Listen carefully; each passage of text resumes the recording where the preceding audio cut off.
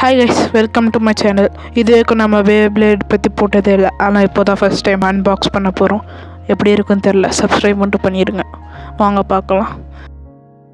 இது யார்கிட்டேருந்து வாங்கியிருக்கோன்னா பாக்கெட்டுன்னு அவருங்க கிட்டேருந்து வாங்கியிருக்கோம்.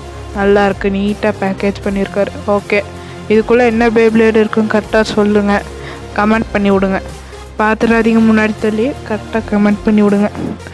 ஓகே, பிரித்து பார்த்துடலாம். நல்லா பேக்கிங் பண்ணியிருக்காங்க.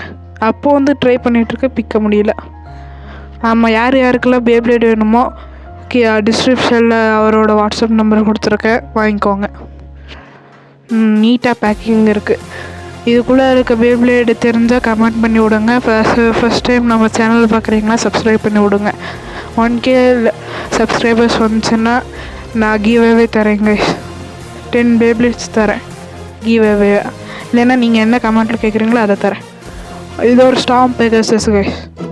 நல்லாயிருக்கு, லுக்கெல்லாம் நல்லாயிருக்கு, ஸ்டிக்கர்ஸ்லாம் நல்லாயிருக்கு. ஆனால் லைட் ஸ்க்ராச்சஸ் தான் இருக்குது கைஸ். ஆனால் நல்ல கண்டிஷனில் இருக்குது. யூஸ்டு டெக்கராட்டோமி பேப்ளேட் கைஸ். நல்லா நீட்டாக சூப்பர் கண்டிஷனில் தான் இருக்குது.